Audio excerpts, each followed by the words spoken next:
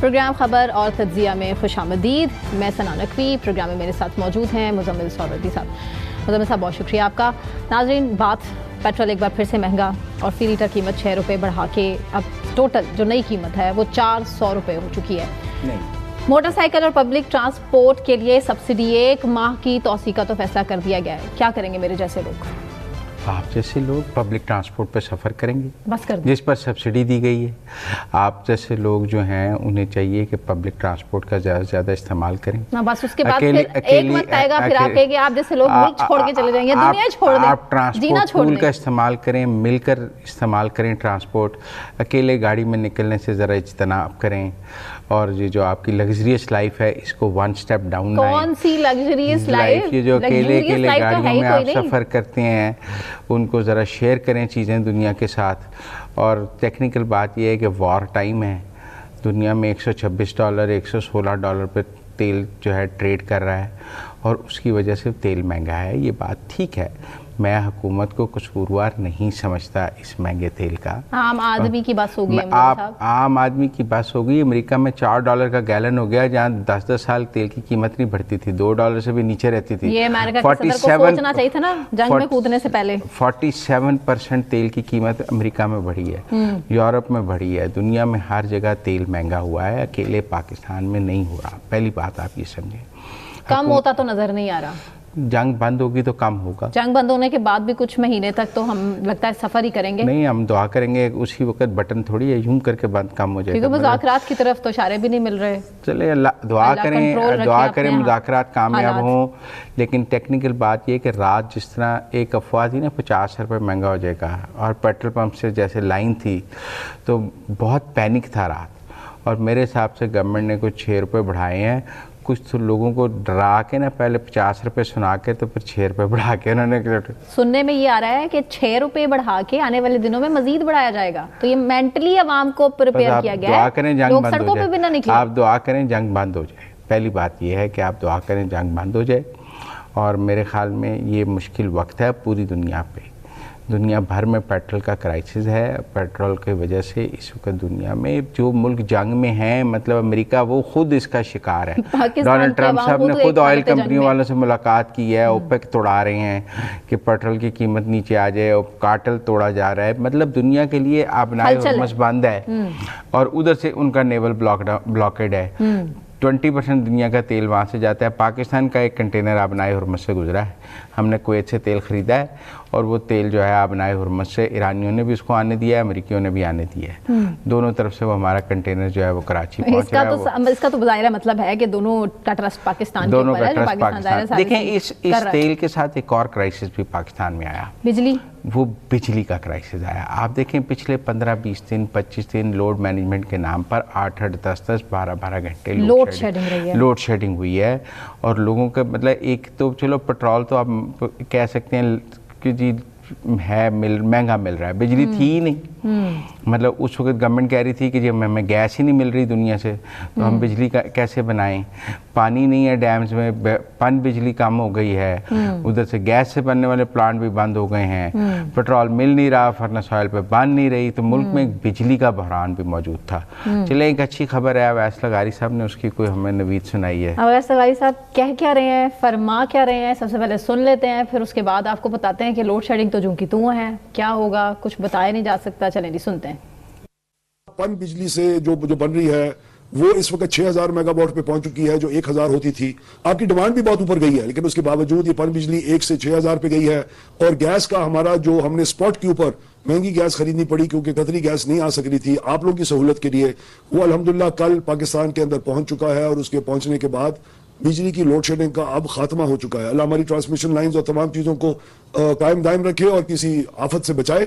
اور میں اللہ تعالیٰ سے عاجزی سے یہ بات کر رہا ہوں آپ سب کے سامنے کہ جس طرح پہلے لوڈ شیڈنگ نہیں ہوتی تھی اب بھی نہیں ہوگی. تو تمام لوگوں کے جو بہت سارے کئی لوگوں نے جان بوجھ کے کہی ہے کہ کئی لوگوں کو انفارمیشن ہوتی نہیں ہے، ایسے بات کر لیتے ہیں کہ جی ہمارے پاس 46000 میگا واٹ بجلی ہے، آپ پیدا نہیں کر رہے، یہ کس قسم کا نظام ہے.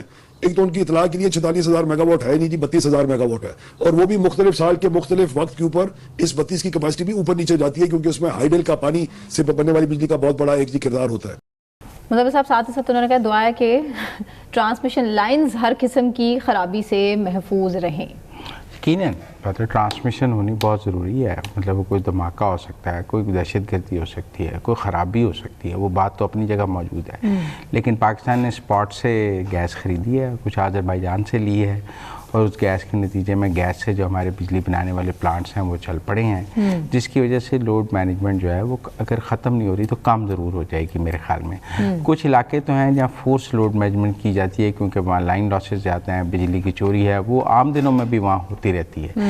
लेकिन इस वक्त तो अक्रॉस द बोर्ड हो रही थी। मेरे ख्याल में बिजली का एक बहरान था पाकिस्तान में, जो आज वज़ीर तवानाई अवैस लगारी साहब ने कौम को नवीद सुनाई है कि वो ख़त्म हो गया। मेरे ख्याल में हमें उम्मीद करनी चाहिए कि ख़त्म हो गया तो अल्लाह जो है हालात में, मैं खुद आपको बताऊँ 1 घंटा रात को बिजली आती थी, 1 घंटा जाती थी, 1 घंटा आती थी, 1 घंटा जाती थी, और बड़ी मुश्किल थी इस तरह की ज़िंदगी गुजारना। तो टेक्निकल बात यह है कि चलो एक बहरान ये कम हुआ है और हम इसको गवर्नमेंट को इसका क्रेडिट देना चाहिए।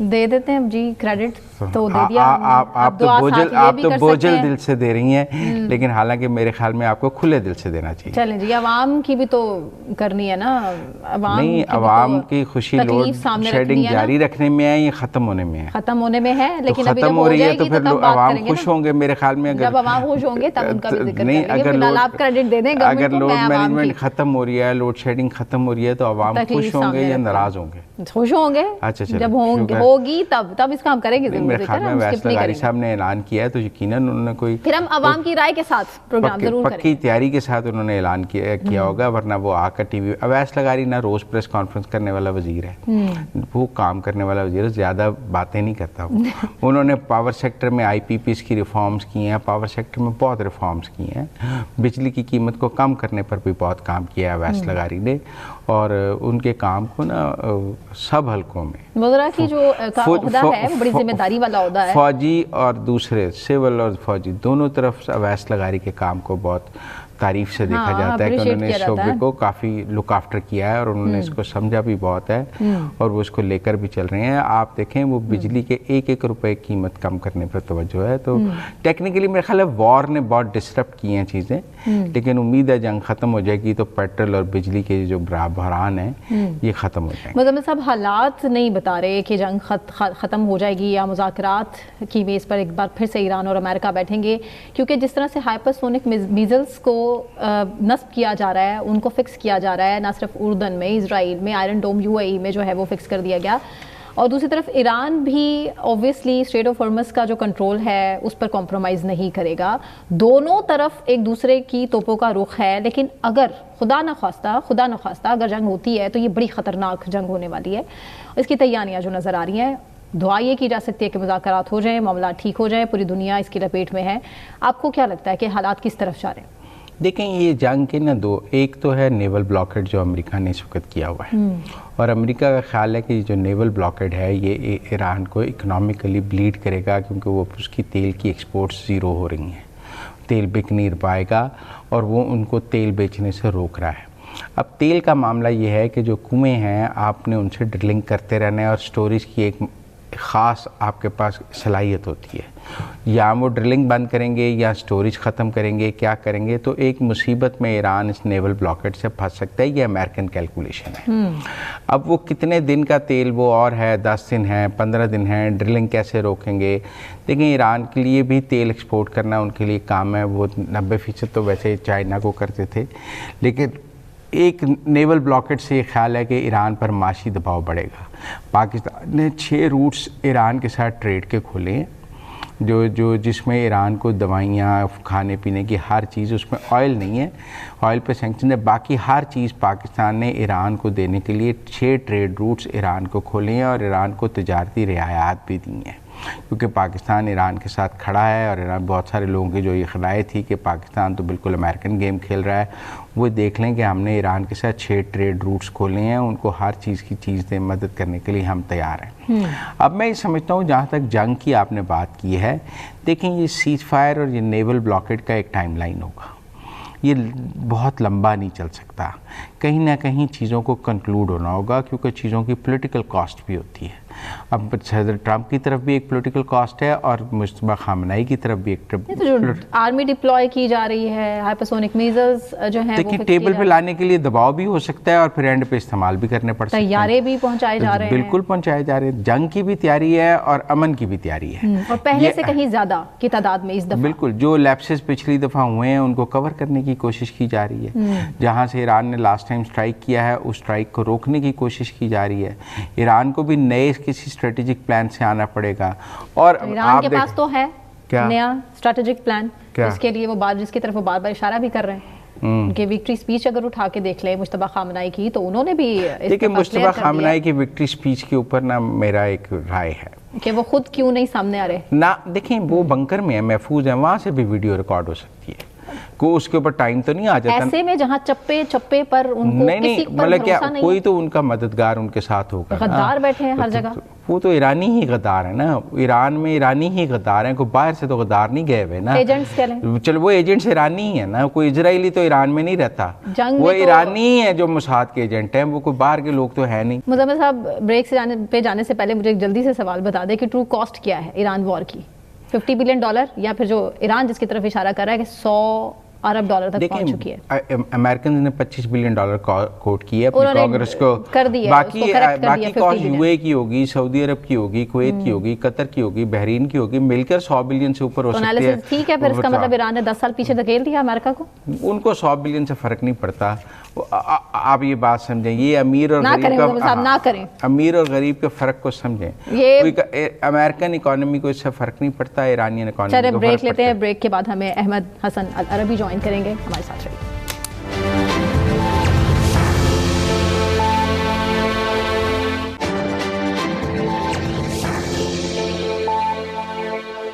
ویلکم بیک ناظرین، امریکہ ایران پر حملے کے لیے سخت اور تیز رفتار فوجی آپریشن کے آپشن پر غور کر رہا ہے، اور اسٹریٹ آف ہارمز کی بات کی جائے تو امریکہ فی الحال ایک نیا عالمی اتحاد بنانے کی طرف بھی اشارے مل رہے ہیں کہ ہو سکتا ہے امریکہ اس طرف جائے، اور اس کے لیے دوسرے ملکوں سے رابطے بھی کیے جا رہے ہیں، لیکن مشتبہ خامنائی کی آپ وکٹری سپیچ کو اٹھا کر دیکھ لیں تو اسٹریٹ آف ہارمز پر ایران کسی صورت کمپرومائز کرنے کے لیے تیار نہیں ہے، اور اس کے لیے میکسیمم فائٹ بھی کی جائے گی۔ مزمل صاحب ہمارے ساتھ اسٹوڈیوز میں موجود ہے، احمد حسن العربی نے میں جوائن کیا۔ احمد بہت شکریہ آپ کے وقت کے لیے۔ مزمل صاحب اوور ٹو یو۔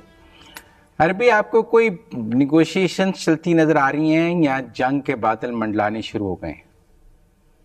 جی بہت شکریہ۔ دیکھیں دو چیزیں ہیں، جب آپ ایک دفعہ کانفلکٹ، آپ پچھلے اگر تاریخ بھی اٹھا کے دیکھیں تو ایک دفعہ جب ایک ایکٹیو کانفلکٹ ہوتا ہے تو اس کانفلکٹ کے بعد جب سیز فائر ہو جائے تو cease fire basically is the human element, آپ اس میں ایڈ کر دیتے ہیں، کائنیٹک ڈومین سے ڈپلومیٹک اور پولیٹیکل ڈومین کی طرف چلے جاتے ہیں، اور جب آپ یہ کر دیتے ہیں تو دا پروبیبلٹی یا چانسز دوبارہ سے جنگ میں جانے کے بہت کم ہو جاتے ہیں، بٹ بہت تیزی سے وہ نیچے گر جاتا ہے۔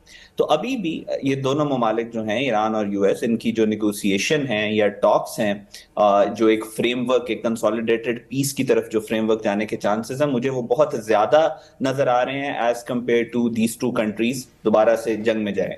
اس کے پر امریکن جو سینٹ کام کی بریفنگ لے رہے ہیں ٹرمپ، جو امریکن ملٹری ایسٹس شفٹ کیے جا رہے ہیں، جو ڈارک ایگل ہائپرسونک میزائلز وہاں پہ لگائے جا رہے ہیں، وہ تو یہ شو کر رہے ہیں کہ ایک پراپر ایکشن کی فل تیاری، ری فلنگ، انٹرسیپٹرز کی، وہ تو تیاری کچھ اور بتا رہی ہے۔ جی آپ بالکل ٹھیک کہہ رہے ہیں۔ دیکھیں عام طور پہ انٹرنیشنل ریلیشنز میں ایک پرنسپل ہوتا ہے جس میں یہ کہتے ہیں کہ اگر آپ کو ٹروپس آن گراؤنڈ نظر آئے، ان کی موومنٹ نظر آئے، یعنی آپ کو گراؤنڈ کے اوپر جو ایسٹس ہیں ان کی موومنٹ نظر آئے اور اس کو کمپلیمنٹ کرے آپ کا پولیٹیکل ریٹورک، تو اس کا مطلب ہے کہ جنگ جو ہے it's lurking just around the corner. لیکن جب آپ نیگوسیشن فیز میں ہوتے ہیں تو یہ پرنسپل وہاں پہ اپلائی نہیں ہوتا۔ جب آپ نیگوسیشنز کر رہے ہوتے ہیں تو زیادہ تر ممالک جو اپنی پوزیشننگ یا ریٹرک کو جو شارپ کرتے ہیں، اس کا مقصد یہ ہوتا ہے کہ وہ گراؤنڈ کے یعنی جو ٹیبل کے اوپر وہ موجود نیگوشیٹنگ ٹیم ہے اس سے وہ تھوڑا بہت لیوریج جو ہے اپنا انکریز کر سکے، یعنی نیگوشیٹنگ ٹیبل کے اوپر اپنی سپیس کو، لیوریج سپیس کو بڑھا سکیں۔ ڈونلڈ ٹرمپ کی بھی جو آپ نے ٹروتھ سوشل کی سٹیٹمنٹ کی بات کی، انہوں نے بھی یہی کہا کہ ہم کنسیڈر کر رہے ہیں ملٹیپل لمیٹڈ سٹرائک آپشنز تاکہ ہم جو سیز فائر میں ڈیڈ لاک ہے اس کو ہٹا سکیں۔ سو یہاں سے آپ کو واضح طور پہ نظر آتا ہے کہ ان کا جو پرائمری مقصد ہے وہ سیز فائر، اور دیکھیں ہوتا یہ ہے کہ جب آپ ایک دفعہ جنگ کے بعد نیگوشیٹنگ ٹیبل کے اوپر آ جاتے ہیں نا, تو پھر ٹیبل کے اوپر جو لوگ بیٹھے ہوتے ہیں, جب آپ ڈیسائیڈ کر لیتے ہیں کہ ہم نے ٹاکس کرنی ہے, نیگوشیشن کرنی ہے, ہم نے امن کے ساتھ بات چیت کے ساتھ معاملہ حل کرنا ہے, تو اس کے بعد جب آپ دوبارہ جنگ میں جاتے ہیں, جنگ میں جانے کے بعد دوبارہ آپ نے واپس اگر ٹیبل پر ہی آنا ہے, تو وہی لوگ جب واپس ٹیبل پہ آئیں گے جنگ کے بعد, تو پھر چانسز کم ہوتے ہیں کہ دوسری ٹائپ دوبارہ آپ جو ٹرسٹ ہے اس کو بلڈ کر سکے. تو لہٰذا اس وجہ سے کوئی بھی ملک جنگ میں نہیں جاتا. ہاں, ٹیبل کے اوپر اپنی پوزیشن کو اسٹرینتھن کرنے کے لیے وہ ارد گرد جو ملٹری ٹروپس پوزیشننگ ہوتی ہے, ریٹرک شارپ ہوتا ہے, وہ کرتے ہیں, لیکن اس کا مطلب یہ ہرگز نہیں ہوتا کہ دوبارہ جنگ میں جائیں گے. Having said that, Middle East ایک کمپلیکیٹڈ انوائرمنٹ ہے. مڈل ایسٹ میں لیئرز آف کمپلیکسٹیز موجود ہیں, لیئرز آف پلیئرز موجود ہیں. سرٹنٹی کے ساتھ آپ کچھ نہیں کہہ سکتے. تو لیکن جو ہسٹوریکل ڈیٹا ہمارے پاس موجود ہے, یا جو انوائرمنٹ کو ہم ریڈ کریں, اس حساب سے chances of these two countries going back to war کم ہیں as compare to them following ایک لمبی سیز فائر اور ایک consolidated framework of peace. اس کے چانسز آپ یہ کہہ رہے ہیں کہ ایران کے اندر پاسداران انقلاب اور پولیٹیکل گورنمنٹ میں کانفلکٹ ہے. بہت ساری خبریں تو اب عراقچی صاحب کو فائر کرنے کے حوالے سے بھی آ رہی ہیں کہ جی وہ زیادہ لائن پاسداران انقلاب کی انہوں نے ٹو کی ہے پچھلے کچھ عرصے میں, اور پزشکیان ان سے خوش نہیں ہے.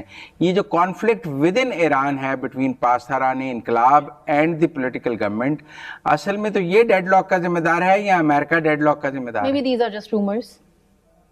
جی مظفر صاحب دیکھیں, اس میں جیسا میں نے کہا کہ مڈل ایسٹ کے اندر آپ کو کمپلیکسٹی کی لیئرز نظر آتی ہیں, اس کے ساتھ آپ کو سپوائلرز کی بھی لیئرز نظر آتی ہیں. جیسے مثال کے طور پہ اسرائیل ایک بہت بڑا سپوائلر ہے اس سارے کا. اس کے ساتھ ساتھ there are multiple actors within, یہ جو پرنسپل ایکٹرز ہیں اس جنگ کے اندر, یعنی ایران ہے, یو ایس ہے, ان کے اندر بھی سب گروپس موجود ہیں سپوائلرز کے بہت سارے.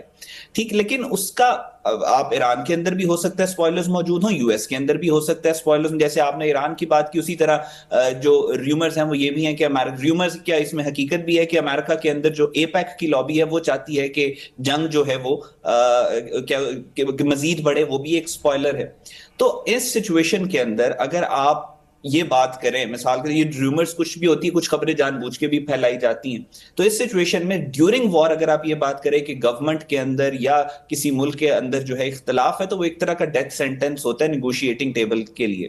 اب عام طور پہ ممالک یہ بات کر سکتے ہیں, لیکن پاکستان کیونکہ اس کو میڈییٹ کروا رہا ہے, تو میں وہ جو دا گریس آف اے میڈییٹر جو ہے اس کو مینٹین کرتے ہوئے میں تو شاید کامنٹ اس بات پہ نہ کروں کہ اندر اختلافات کیا ہیں, لیکن جو آفیشیل ریڈنگ ہم اس وقت کر رہے ہیں اس میں یہ حقیقت ہے کہ دونوں پرنسپل ایکٹرز کے اندر سپوائلرز موجود ہیں. دونوں جگہ کے اوپر جو ہیں وہ ایسے عناصر موجود ہیں جو نہیں چاہتے کہ یہ پروسیس آگے بڑھے, جس طرح باہر بھی سپوائلرز موجود ہیں. لیکن ان تمام سپوائلر کی ایگزسٹنس کے باوجود جو اسٹرکچرل اسٹریٹجک انٹرسٹ ہیں دونوں ممالک کے, وہاں پہ انڈرسٹینڈنگ موجود ہے امریکہ کے اندر بھی اور ایران کے اندر بھی کہ ہم نے امن اور پیس کی طرف جانا ہے. یہ ایران کے بھی فائدے میں ہے, یہ امریکہ کے بھی فائدے میں ہے. اگر دوبارہ ایک دفعہ جنگ کر لیں 20-25 دن 30 دن, دیکھیں 40 دن جنگ رہی, ابھی تقریباً 23-24 دن ہو چکے ہیں سیز فائر کو, دوبارہ ایک دفعہ کر کے دیکھ لیں, دوبارہ ہونا سیز فائر ہے, دوبارہ ٹیبل پہ ہی آنا ہے. تو لاجیکل مائنڈ یہی بات کرے گا کہ بہتر ہے کہ آپ ٹیبل کے اوپر ہی ایک دفعہ جب ٹیبل سج جاتا ہے نیگوسیشن کا, پھر جو بھی بات ہوتی ہے وہ ٹیبل کے اوپر ہی بہتر لگتی ہے اور ٹیبل کے اوپر ہی پروڈکٹیو ہوتی ہے. ٹیبل کے اراؤنڈ بات ہو تو وہ کاؤنٹر پروڈکٹیو ہو جاتی ہے. سو آئی تھنک سچویشن جو ہے, میں یہ بالکل اس کو ڈینائی نہیں کر رہا کہ سپوائلرز دونوں ملکوں میں موجود نہیں ہیں, لیکن شاید یہ میں نہ کہہ سکوں کہ جو IRGC ہے یا باقی جو ایلیمنٹس ہیں اس میں عراقچی صاحب کو نکالنے کی بات جو چل رہی ہے وہ ساری, اس کے ساتھ شاید میں اگری نہ کروں, کیونکہ ریومرز بھی بہت زیادہ جان بوجھ کے پھیلائی جاتی ہے, انفارمیشن کو ویپنائز کیا جاتا ہے پروسیس کو سیبوٹاج کرنے کے لیے. آپ کو کب تک نیکسٹ راؤنڈ نظر آتا ہے؟ کوئی دونوں تو اکٹھے بیٹھنے کے لیے تیار ہی نہیں ہے, سیکنڈ راؤنڈ بھی نہیں ہو سکا. جب تک دونوں اکٹھے نہیں بیٹھیں گے کوئی معاملہ حل نہیں ہوگا, میڈییٹر تو پھنس جاتا ہے. نہیں میڈییٹر دیکھیں مظفر صاحب, JCPOA کے دوران 2019 آنورڈز وہ شروع ہو چکا تھا, بات چیت پروسیس کی شروع ہو چکی تھی. 2013 میں پھر نیگوسیشن ٹاکس اگلے سٹیپ کے اوپر چلی گئی. بہت کم ایسا ہوا ہے کہ دونوں پرنسپل ایکٹرز آپس میں بیٹھے ہیں, لیکن وہ ایک بڑا اچھا joint comprehensive plan of action سامنے آ گیا تھا. بات یہ ہے کہ دونوں کا بیٹھنا جو ہے اس سے وہ ضروری ہے اپنی جگہ کے اوپر, لیکن ان کے نہ بیٹھنے کی کا ہم یہ انالیسز یا یہ نتیجہ نہیں نکال سکتے کہ پروسیس آگے نہیں بڑھا. میڈییٹر کا مقصد یہ ہوتا ہے کہ جب دونوں یہ کہتے ہیں کہ सोल मीडिएटर पाकिस्तान है, इसका मतलब है दोनों प्रिंसिपल एक्टर्स का, ऑफिशियली उन्होंने ये बात कही, दोनों का ट्रस्ट पाकिस्तान के ऊपर है। जो बाकी एक्टर्स मैटर करते हैं जैसे चाइना और रशिया इस सारे प्रोसेस के अंदर, वो भी निगोशिएटर या सोल मीडिएटर पाकिस्तान को बहुत ज्यादा रिस्पेक्ट दे रहे हैं इस सारे प्रोसेस के अंदर। So as long as Pakistan anchored है इस प्रोसेस के अंदर, तो प्रोसेस का आगे बढ़ना जरूरी है। बाकी दोनों एक्टर्स ने कब आपस में इकट्ठे बैठना, ये ऑपरेशनल डिटेल है, ये फॉर्मेट और कॉन्फ़िगरेशन की बातें हैं, ये तब्दील होती रहती है वक्त और हालात की जरूरियात के मुताबिक। तो आई थिंक, और दूसरा जो सेकंड राउंड की बात है, देखें सेकंड राउंड हमने पहले जब फर्स्ट राउंड हो उसके बाद बहुत जगह के ऊपर नेशनल मीडिया में हमने एक बात सुनने को मिली कि जी सेकंड राउंड डिले हो गया। तो उस पर भी मैंने ये अर्ज किया था कि सेकंड राउंड डिले तब होता है जब फर्स्ट राउंड के अंदर दोनों प्रिंसिपल एक्टर प्लस मीडिएटर्स, जितने भी मीडिएटर्स हैं, इस केस में सिर्फ पाकिस्तान मीडिएटर है तो प्लस पाकिस्तान, ये तीनों जो एक्टर्स हैं ये तीनों डिसाइड करें कि सेकंड राउंड इस तारीख को होगा और उसका फॉर्मेट और कॉन्फ़िगरेशन ये होगी, और वो डिसाइड करने के बाद तीनों के साइन हो इसके ऊपर, तो फिर आप कहेंगे कि जी इस तारीख को डिसाइडेड था, इस तारीख को सेकंड राउंड नहीं हुआ, इसका मतलब है राउंड डिले हो गया। तो किसी ने भी अपने आप को उस बॉक्स के अंदर बंद नहीं किया था कि इस तारीख को सेकंड राउंड होगा। उसी तरह अभी भी जो ये नेगोशिएशन का प्रोसेस आगे चलेगा उसको इसी तरीके से रखा जाएगा कि कहीं पे भी टाइम को डिफाइन नहीं किया जाएगा, क्योंकि स्पॉयलर्स बहुत ज्यादा हैं इर्द गिर्द। सो सेकंड राउंड, मुझे उम्मीद है कि आने वाले चंद दिनों में आपको ये खबर मिलेगी कि सेकंड राउंड भी हो रहा है, लेकिन उसको टाइम बाउंड नहीं किया जा सकता। ये टेक्निकली पॉसिबल नहीं है इस कॉन्फ्लिक्ट के अंदर कि आप राउंड्स को इस तरीके से उसकी कॉन्फ़िगरेशन और फॉर्मेट को बाउंड करके चलें। और ये जो है कि जी US is very happy with the naval blockade, क्योंकि ये इकोनॉमिकली ईरान को स्क्वीज कर रहा है, ब्लीड कर रहा है, ऑयल की एक्सपोर्ट को वो कहते हैं हमने रोक दिया है। तो उनका ख्याल है कि अब ये जो नेवल ब्लॉकेड है ये बाकी रिजल्ट्स दे देगा, अब शायद बमबारी की उस तरह ज़रूरत ना रहे, और आबनाए हुर्मस को भी खुलवाने की अब कोई अमेरिका की तरजीह नज़र नहीं आती है। तो आपको लगता है ये naval blockade can go on for 6 months 1 year? जी देखें मुजफ्फर साहब, आपने अभी खुद भी बात की कि जैसे नेवल ब्लॉकेड है उसको इस्तेमाल किया जाएगा ताकि हम दोबारा बमबारी की जरूरत ना पड़े। ये सारी चीजें पॉइंट आउट इस तरफ कर रही हैं कि दोबारा से जो जंग की पोजीशनिंग या ये चांसेस कि दोबारा जंग होगी उसको दोनों ममालिक अवॉइड करना चाह रहे हैं। ईरान ब्लॉकेड तो हॉर्मुज के ऊपर मौजूद था, ईरान का यूएस का काउंटर ब्लॉकेड था। ऑब्वियसली इस काउंटर ब्लॉकेड की वजह से ईरान को इफेक्ट हो रहा है, और ये अब अमेरिका के आर्सेनल में ये एक टूल है कि नेगोशिएटिंग टेबल के ऊपर वो नेगोशिएट कर सकते हैं ईरान के साथ। तो आई थिंक जब तक ये नेगोशिएशन, मुझे ऐसा लगता है जाती तौर के ऊपर के साइंस जो है वो इस वक्त ये हैं कि अमेरिका का, क्योंकि 2021 ऑनवर्ड्स अमेरिका का प्रिंसिपली ये स्टैंस है कि हमने मिडल ईस्ट के अंदर जो हम रिसोर्सेज वेस्ट कर रहे हैं उनको हमने वहां से निकालना है। और डोनाल्ड ट्रंप भी इसी सेंटिमेंट के ऊपर, इसी पॉपुलर वेव को राइड करके इक्तदार में आया। तो एक स्ट्रक्चरल इंग्रेडिएंट अमेरिका की स्ट्रेटेजिक पॉलिसी के अंदर ये मौजूद है कि हमने मिडल ईस्ट के अंदर से अपना जो हेमरेज हो रहा है हमारा इसराइल के ऊपर जो हम वेस्ट कर रहे हैं अपने रिसोर्सेज, वो हमने निकालने हैं। तो इन लॉन्गर रन मुझे नहीं लगता कि ज्यादा देर तक अमेरिका ये ब्लॉकेड को कंटिन्यू करेगा। हाँ, लेकिन इस ब्लॉकेड को अमेरिका यूज कर सकता है ईरान का आर्म ट्विस्ट करने के लिए टेबल के ऊपर। सो अभी जो इंटीग्रल और सेंट्रल पार्ट है वो टेबल है कि जिसके ऊपर ये नेगोशिएट कर रहे हैं, बाकी सारी चीजें उसी के अराउंड मैनूवर कर रही हैं। Quite logical. एंड लास्ट, ये आपको क्या लगता है जो यूएई में और सऊदी अरब का कॉन्फ्लिक्ट है वो ओपेक से निकले हैं, इससे ऑयल प्राइसेस नीचे आ जाएंगी? क्योंकि एक ये कहा जा रहा है कि ये ऑयल प्राइसेस और ऑयल कार्टर तोड़ने के लिए ये किया जा रहा है। देखिए मुजफ्फर साहब, मैंने काफी अरसे से ये डिस्कशन, जब से कतर के ऊपर इसराइल ने हमला किया है, आपके साथ ही आपके प्रोग्राम्स में, आपके साथ डिस्कशन में भी ये बात हम करते रहे हैं कि जो मिडल ईस्ट का सिक्योरिटी apparatus है वो चेंज हो रहा है, जो वर्ल्ड ऑर्डर है वो तो चेंज हो ही रहा है। तो इसमें बहुत सारी चीजें तब्दील होंगी। ये पेट्रो डॉलर जो है या ये जो सारे मामला हैं, ये सिक्योरिटी, मिडल ईस्ट की सिक्योरिटी के साथ जुड़े हुए हैं तारीखी तौर पे भी अगर आप देखें तो। यहाँ पे जब एक सिक्योरिटी गारंटीज का सारा इंफ्रास्ट्रक्चर डिस्टर्ब होता है तो उसमें आपकी जियोपॉलिटिक्स भी इफेक्ट होती है, उसमें आपका सोशल ऑर्डर बहुत ज्यादा इफेक्ट होता है और आपकी इकोनॉमी भी इफेक्ट होती है। तो अब क्योंकि अमेरिका की सिक्योरिटी गारंटीज, क्योंकि मिडल ईस्ट का सिक्योरिटी ऑपरेटर्स, अगर ईरान अगर ये बात कर रहा है कि मुझे सस्टेनेबल पीस चाहिए, ऐसा पीस जो कंटिन्यू करे, तो इसका मतलब है ईरान कह रहा है कि मुझे मिडिल ईस्ट के सिक्योरिटी अपैरेटस के अंदर मेजर चेंजेस चाहिए। ये बात सुनने के बावजूद अगर अमेरिका नेगोशिएटिंग टेबल पे आ रहा है तो अमेरिका भी एक्नॉलेज कर रहा है कि हमें जो मिडिल ईस्ट के अंदर वक्त की जरूरियात जो है, हालात बदल रहे हैं, दुनिया में इमर्जिंग मल्टीपोलैरिटी आ गई। अमेरिका का इस साल का जो सिक्योरिटी डॉक्ट्रिन था, जो इन्होंने डॉक्यूमेंट पब्लिश किया, उसमें भी ये स्ट्रेटेजिक रिट्रेंचमेंट की बात कर रहे हैं। ये कह रहे हैं हमने वेस्टर्न हेमिस्फीयर के ऊपर अपना इन्फ्लुएंस जो है उसको कंसोलिडेट करना है, और जो हमारे रिसोर्सेज वेस्ट हो रहे हैं मिडिल ईस्ट में और यूरोप के अंदर, हमने वहां से निकालना है। यूरोप के बारे में भी उसने कहा कि यूक्रेन जंग का जो यूक्रेन रशिया वॉर है उसके लिए आप मेरी तरफ ना देखें, आप यूरोप की तरफ देखें।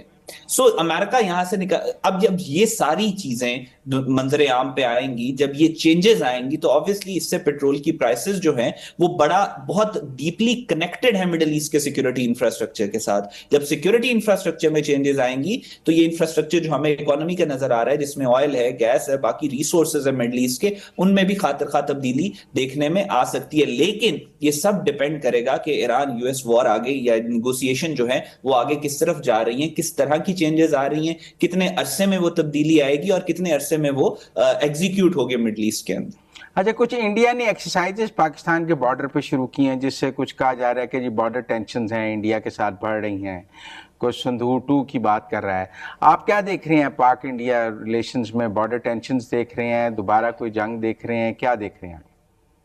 जी देखें, भारत के आप जब एनालाइज करते हैं वॉर्स को, जब हम भी पढ़ते हैं, हम भी चांसेस या प्रोबेबिलिटीज ऑफ वॉर जो है उसको देखते हैं, तो हम बहुत सारी चीजों को एनालाइज करने हैं। विल टू पावर बहुत इंपॉर्टेंट विल टू फाइट बहुत इंपॉर्टेंट होती है, इकोनॉमीज बहुत इंपॉर्टेंट होती है, आपका इंटरनेशनल ग्लोबल परसेप्शन बहुत इंपॉर्टेंट होता है, फॉरेन पॉलिसी बहुत इंपॉर्टेंट होती है, आपकी इकोनॉमी बहुत इंपॉर्टेंट होती है, नेशनल कोहेशन बहुत इंपॉर्टेंट होता है। अगर ये सारे फैक्टर्स को आप इंडिया के एनालाइज करें तो आप एक जो सेन लॉजिकल माइंड है वो ये कहेगा कि इंडिया के chances to go to a war with Pakistan वो बहुत कम है, कभी भी ये जंग नहीं करेंगे जो इनका हाल हमने मार्का हक में किया। लेकिन आप जब फैशिस्ट के साथ डील कर रहे होते हैं, ऐसे लोगों के साथ डील कर रहे होते हैं जो इक्तदार में रहने के लिए अपनी पूरी की पूरी जो मुल्क है उसको भेंट चढ़ाने के लिए भी तैयार हों, तो आप कुछ भी सर्टेनिटी के साथ नहीं कह सकते। भारत के अंदर ये माइंडसेट बाकायदा तौर पे मौजूद है कि हमें जो जिल्लत उठानी पड़ी है पिछले 1 साल से, रोज सुबह होती थी, रोज भारत के लिए एक बुरी खबर होती थी ग्लोबल अरीना से, रोज सुबह होती थी पाकिस्तान के लिए एक अच्छी खबर होती थी ग्लोबल अरीना से में मार्का हक और बुनियानुल मरसूस के बाद से।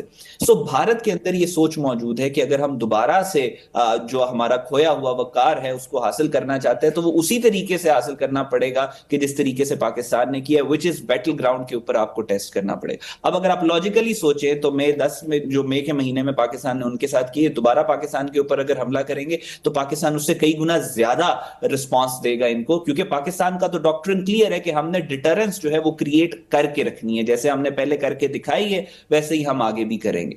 सो ये एक बाकायदा एक रियलिटी मौजूद है। लेकिन अभी जो ये एक्सरसाइजेस कर रहे हैं, मैं ये बिल्कुल इस बात को निकाल नहीं रहा कि भारत पाकिस्तान के ऊपर हमला नहीं कर सकता। बेशक उनका मिस एडवेंचर उन्होंने पहले भी किया है, वो दोबारा भी कर सकते हैं, देयर इज अ प्रोबेबिलिटी। लेकिन अभी जो ये एक्सरसाइजेस कर रहे हैं, मुझे जाती तौर पे ऐसा लगता है, ये जो साइंस भी हैं वो ये कहते हैं कि क्योंकि ऑपरेशन सिंदूर की जो उनके साथ जो हमने किया था उसको 1 साल पूरा होने वाला है, और पाकिस्तान में मार्का हक की सेलिब्रेशंस जो है वो ऐसी होंगी कि जो इन्होंने तारीख में इंडिया ने कभी नहीं देखी होंगी। और फिर उसके बाद दोबारा से वही सारे सवाल कि कितने जहाज गिरे, कहां गिरे, कैसे गिरे, कहां पे हमला हुआ, आपकी लीडरशिप ने कहां पे, इंडिया की लीडरशिप ने कहां पे वीकनेसेस थी, वो सारी चीजें दोबारा डिस्कस होंगी। तो इनके जितने अगली वुंड्स है ना, वो गंदे जख्म है जो इनके इन्फेक्टेड, वो दोबारा से नंगे होंगे। तो उससे बचने के लिए ये इन्फो ऑप्स कर रहे हैं कि किसी तरीके से अटेंशन डिफ्लेक्ट की जाए, डाइवर्ज की जाए, कि पाकिस्तान उन सारे जख्मों को दोबारा से ओपन करके इनको ना दिखाए। सो आई थिंक वो इन्फो ऑप्स की एक मुझे ज्यादा नजर आ रहा है as compare to them attacking Pakistan या मिस एडवेंचर दोबारा से कर। ठीक है, बहुत शुक्रिया अहमद। ब्रेक लेते हैं मुजम्मिल साहब। ब्रेक के बाद हम मजदूरों के हुकूक पर बात करेंगे, उनकी तकलीफ क्या है वो आपके सामने रखेंगे। एक ब्रेक के बाद हमारे साथ रहें।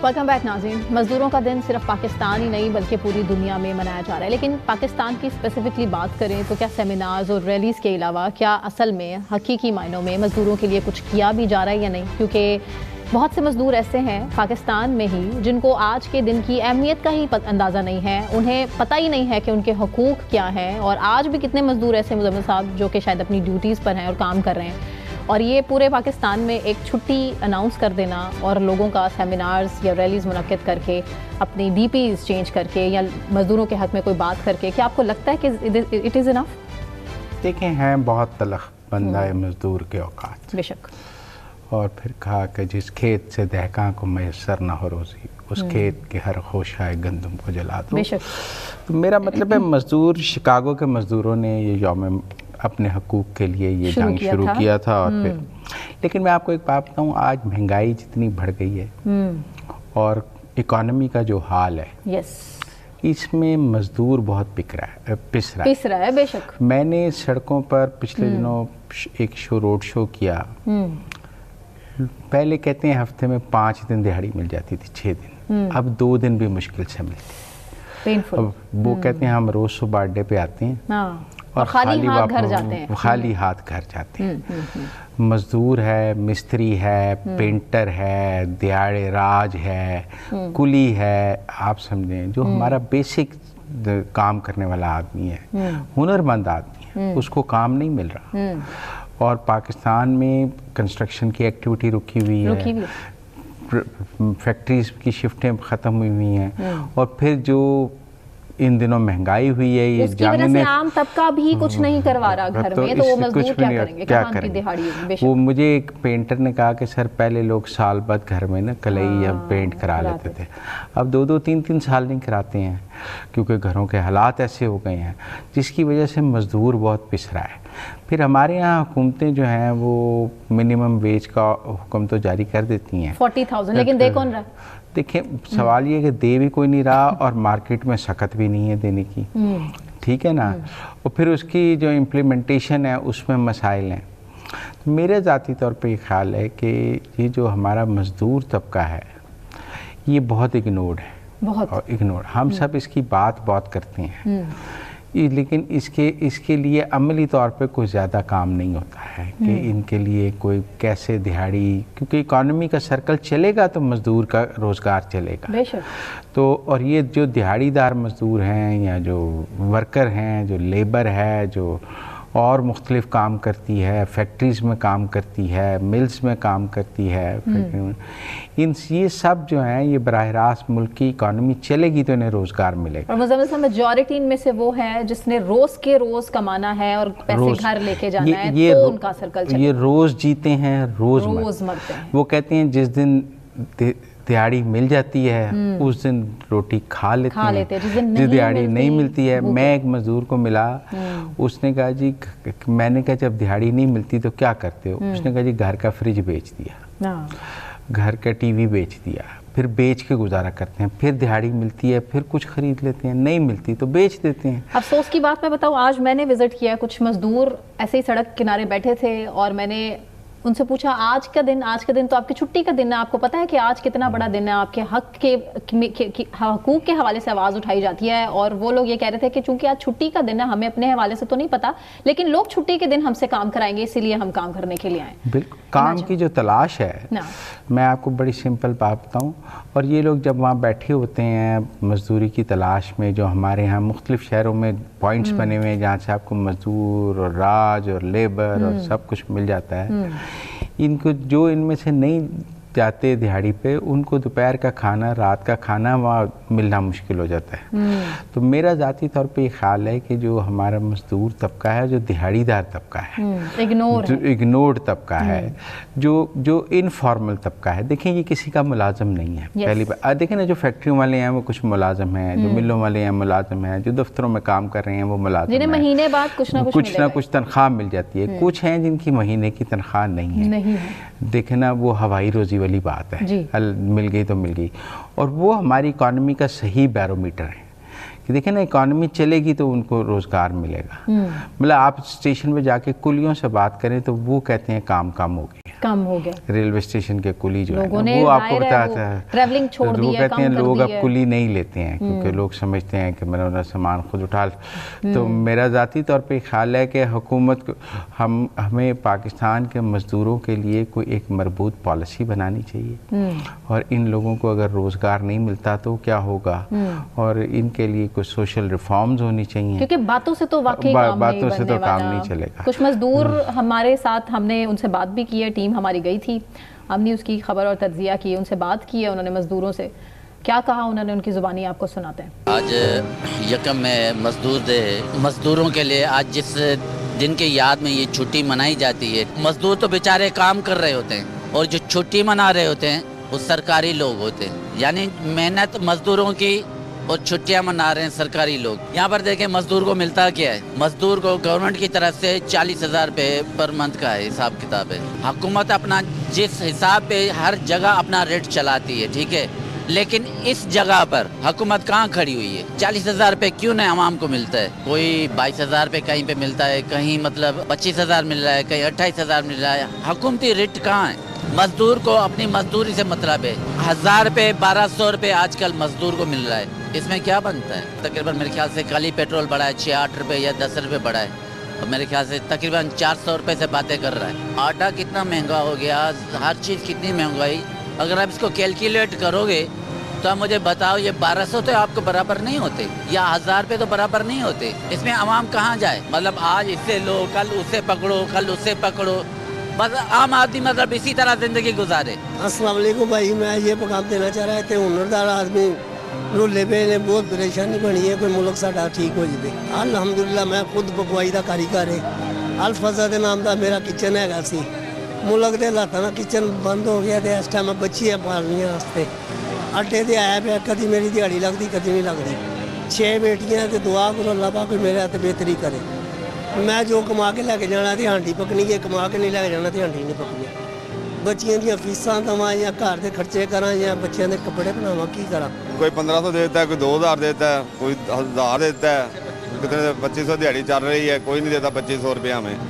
जान से काम भी निकलवाते हैं हमारी और पैसे भी नहीं देते। इतनी महंगाई है, 1 दिन लगती है, 4 दिन नहीं लगती, 10 दिन नहीं लगती यार, फिर परेशानियाँ नहीं आती, परेशानी होती हैं, क्यों नहीं होती हैं? कभी अल्लाह पाक चला भी देता है, कभी नहीं भी चलता। हमें तो कोई बेनिफिट नहीं हुआ लेबर डे का। हम हुकूमत को ये कहेंगे यार ख्याल करें, थोड़ा सा मजदूर डे है, मतलब मजदूरों का ख्याल करें, पसीना सूखने से पहले मजदूरी अदा करनी चाहिए इंसान को। महंगाई के हिसाब से मजदूरी 3,000 रुपये मजदूर की होनी चाहिए। आपको पता है पेट्रोल रात का फिर महंगा हो गया है, आपको पता है कितनी महंगाई है, हमारा गुजारा नहीं है। मजदूरी 1,500 का आता क्या है? 1,500 का 3 लीटर पेट्रोल आता है, वो पी ले खाए पिए कुछ ना, बड़ा मुश्किल हो रहा है गुजर बसर हमारा। बस अल्लाह की आस पे जी रहे हैं बस। मजदूरी आपको पता है कितनी गर्मी है, कितना टेम्परेचर है गर्मी का, मजदूरी होती ही नहीं है, जाते हैं इतनी गर्मी होती है, ठेकेदार काम ज़्यादा करवाते हैं, मेहनत कम देते हैं तो भाग आते हैं, इतनी गर्मी नहीं होता, क्या करें, फिर आते हैं फिर चले जाते हैं, बस ऐसा गुजरता है। कोई दिहाड़ी लगती है, हफ्ते में 1 दिहाड़ी लगती है, 6 लगती नहीं है, ऐसे हालात है। बिल्कुल नहीं, मजदूर के बच्चों को स्कूल का नहीं पता, जितनी महंगाई है, जो पढ़ाई है जो बिल्कुल दूर हो गई है, कोई बंदा अफोर्ड नहीं कर सकता इस महंगाई में। ये आपको तो छुट्टी का पता ही नहीं है, ये छुट्टी आज है भी कि नहीं है। क्या करें, 1,000 रुपया 1,500 ले जाते हैं, 1,000 रुपया देते हैं, किलो घ्यो देते हैं, 200 रुपया पकड़ा देते हैं, ये ले जाओ। क्या आप क्या करें? आप आटा लून लाएंगे या ये आटा पूरा करेंगे, बच्चों को पढ़ाएंगे, किराया देंगे, सुई का तक बिल देंगे, बत्ती का बिल देंगे, क्या करेंगे? आज छुट्टी का दिन था, आप परेशान में टुरे हैं, कभी उधर जाते हैं, कभी उधर जाते हैं। तो वैसे भी गाड़ी वाला खलोता है तो भाग के जाते हैं, वो कहता है यार मैं वैसे ही खड़ा हूँ, फिर परेशान होकर वापस आ जाते हैं, क्या करें? कोई इधर लंगर देख जाता है, वो बच्चे के लिए इकट्ठा करके ले जाते हैं घर, ऐसे गुजारा हो रहा है। ऐसे मजदूरी करने आए थे, कभी लग जाते हैं कभी नहीं लग जाते।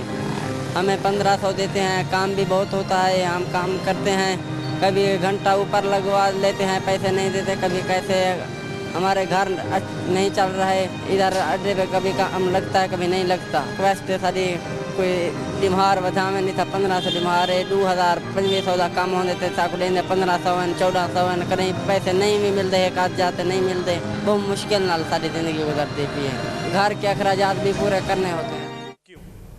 مزید مجھے نہیں لگتا کچھ کہنا باقی ہے. انتہائی افسوس و تکلیف کے ساتھ دعائی کی جا سکتی ہے کہ آنے والے وقت اور حالات ان کے حق میں بہتر ہوں.